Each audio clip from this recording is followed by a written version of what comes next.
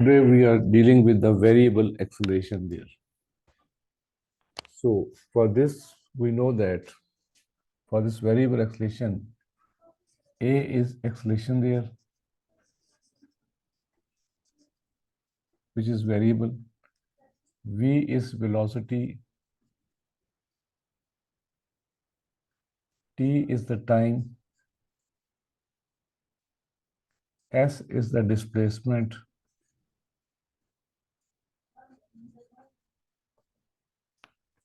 We know one thing, that the velocity definition is rate of change of displacement.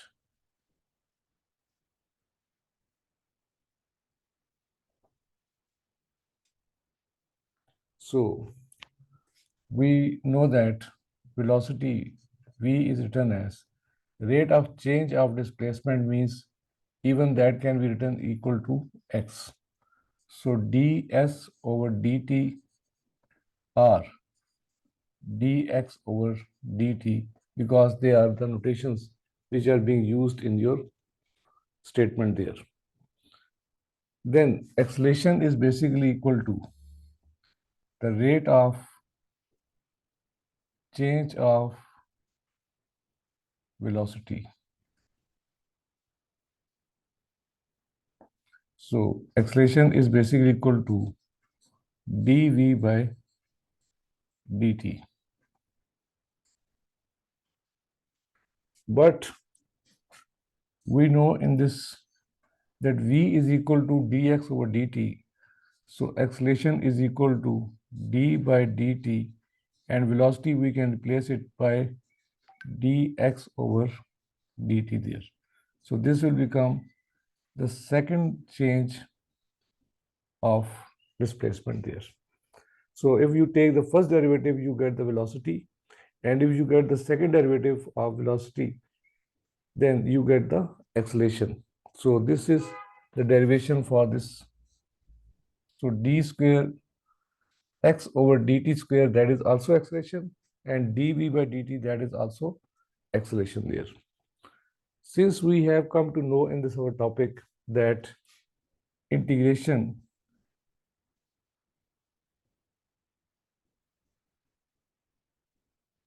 is the reverse of differentiation,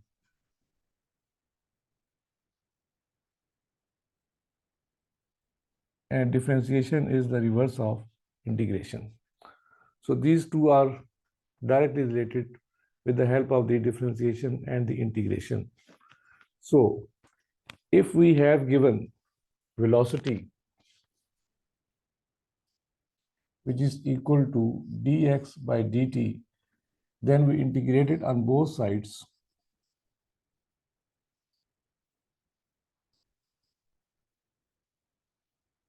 This will become x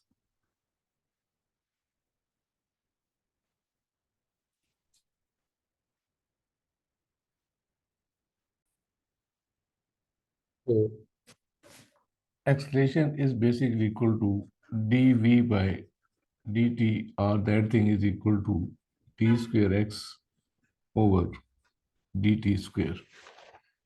Since we follow this rule, so if you integrate velocity, then you get displacement, because the limits are not given. So you have to introduce constant of integration a there. And if you have to integrate acceleration, then you get velocity plus a constant of integration, because integration is limits are not given in this part. So you have clearly seen in this part that if you differentiate displacement, you get velocity. If you differentiate velocity, then you get acceleration. But if we reverse in that process, if we integrate velocity, you get displacement. And if you integrate acceleration, you get the velocity of that expression there.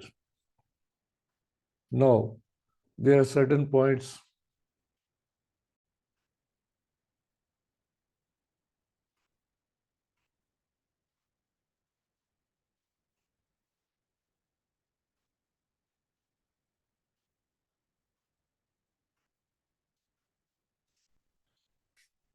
put velocity 0 when word stop is used.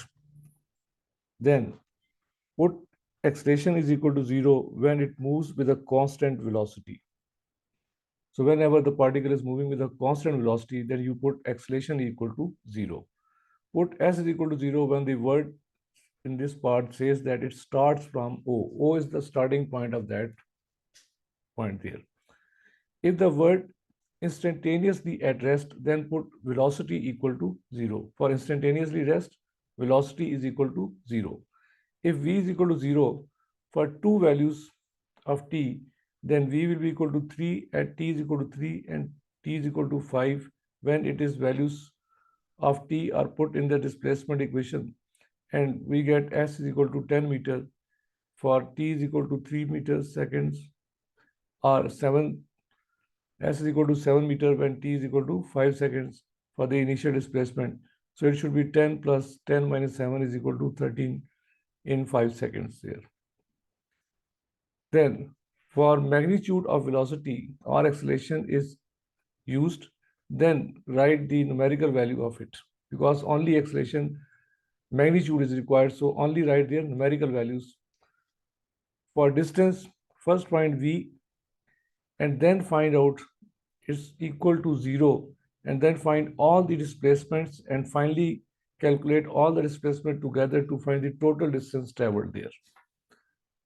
For average speed, if the total distance divided by the total time taken, in words problem, the particle starts from rest, observing that it is s is equal to 0, t is equal to 0, and t s v is equal to 0.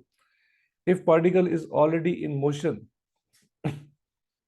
so there are three parts. We are going to explain it in this form.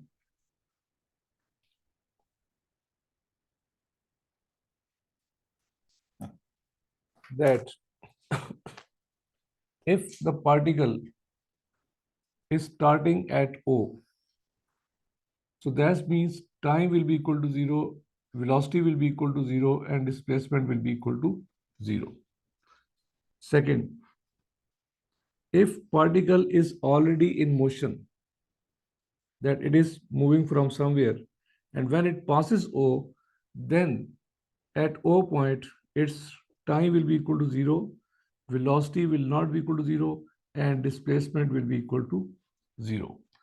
The third, if particle is already at a certain distance away from the starting point, means at A, and then it is moving onwards from this point A, so this distance x will be added. So this means x will not be equal to 0 when t will be equal to 0 and v will be equal to 0. So these are the three conditions which we are going to put in this part, and you get the answers according to these values there.